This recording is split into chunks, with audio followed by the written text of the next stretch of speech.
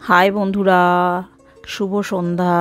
তো এটা আমি 31 বানিয়েছিলাম তন্দুরের রেসিপিটা, তো শেয়ার করা হয়নি তখন, যেহেতু আমি বলেই বানাচ্ছিলাম না, কিন্তু এটা কপিরাইট লেগে যেত, বাইরে প্রচুর গান চলছিল, ওর জন্য বানানো হয়নি।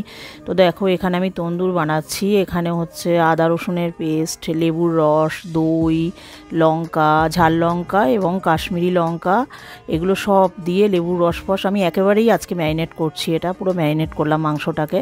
তো আমি একবেলার জন্য এটা ফ্রিজে রেখে দিয়েছিলাম, মানে টক দই ফই সব কিছু দিয়ে। তো আমি ফেরার পরে আমি এটা বানাবো। একটা কাঁচা লঙ্কা নিয়েছি মোটা, ধনে পাতা আর হাফ লেবু, আর তার সাথে হচ্ছে দই দেবো, পুরো টক দইটা, যেটুকুনি আমি আমার তন্দুরটা ম্যারিনেট করতে লেগেছে, আর বাদ বাকি যে টক দইটা ওটা দেবো, একটু চিনি দেবো, আর একটুখানি সাদা তেল দেবো লেবুর রস দিয়ে। ওটা আমি হোয়াইট সস বানিয়ে নিয়েছি ধনে পাতা দিয়ে।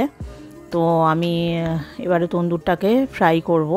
তো আমি একটা কড়াইতে সাদা তেল অল্প দিয়ে দিচ্ছি, দিয়ে এবার তন্দুরের পিসগুলো একটা একটা করে দেবো। তো এখানে আমার 3টে তন্দুরের পিস আছে, কিন্তু এখন আমার টাইম নেই, আমি দুটোই বানাবো, একটা বডি পিস বানাবো, একটা লেগ পিস বানাবো।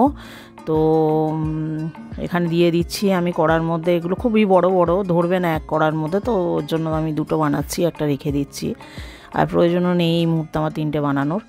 তো দিয়ে এটাকে আমি চাপা দিয়ে আস্তে আস্তে রোমে সেদ্ধ হতে দেবো। বেশি জোরে দিলে হবে না, অল্প আঁচে এটা সেদ্ধ যাতে হয়, এরমভাবে আমি চাপা দিয়ে এরম সেদ্ধ হতে দেবো। ওটা আস্তে আস্তে কড়ার মধ্যে সেদ্ধ হয়ে যাবে। এদিকে আমি সসটা বানিয়ে নিচ্ছি, যেটা ধনে পাতার আর কি, মানে চাটনিটা, সস নয় চাটনিটা আর কি। তো টক দইটা আমি দিয়ে দিলাম এখানে, টক দই আর ধনে পাতাটা দিয়ে দিলাম, 1 কোয়া রসুন দিয়েছি, আর লেবুর রসটা পুরো দিয়ে দিচ্ছি। একটু চিনি দেবো, নুন দেবো, একটু সাদা তেল দেবো, দিয়ে একটা মিক্সিতে ঘুরিয়ে নিচ্ছি। বাইরে প্রচণ্ডই গান চলছে, এই জন্য হচ্ছে আমি মুখে বলেই বানাচ্ছিলাম, কিন্তু এটা কপিরাইট লেগে যাওয়ার ভয়ে আমি করতে পারছি না, দিতে পারলাম না, কারণ আমি আমার ইউটিউব চ্যানেলে দিই, ওখানে গান চললে কপিরাইট লেগে যায়।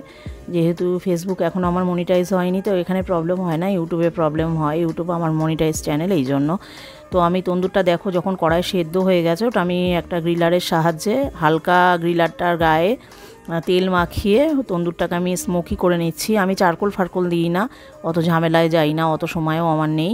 তো আমি একটা বাটিতে করে মেল্ট করে নিয়ে ওটাকে ব্রাশের সাহায্যে দেখো একটু স্মোকি হবে। তো আমি মাংসগুলোর গায়ে, চিকেনগুলোর গায়ে আর কি মাখিয়ে দিচ্ছি বাটারটা। এবার আগুনে ধরছি, ওটাই যে স্মোকি হবে, ওটাই মানে একদম খেতে সুস্বাদু লাগে আর কি। আর এখন আমি ভয়েস ওভার করছি দেখেই আমার মুখে জল চলে আসছে, মানে এতটাই সুন্দর হয়েছিল তন্দুরটা। এটার খাওয়ারও ভিডিওটা আছে, আমি দিয়েছি চ্যানেলে, তোমাদের যাদের ইচ্ছে তারা দেখো।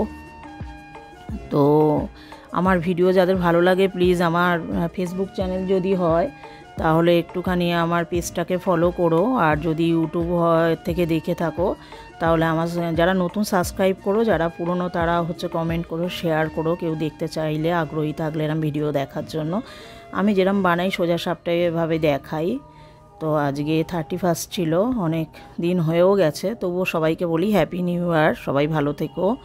তো দেখো আমার তন্দুর পুরো রেডি আছে, আর এদিকে সবুজ চাটনি। তো এবার আমরা খেতে বসবো। আমার তো মুখে জল চলে আসছে, এখনও জল চলে আসছে, যখন খাচ্ছিলাম তখনও মানে কি ভালো লাগছিলো যে এত সুন্দর অ্যারোমা বেরিয়েছে, মানে স্মোকি ফ্লেভার, আর চাটনিটাও দারুণ হয়েছে, একদম সুস্বাদু। তো টাটা, বাই।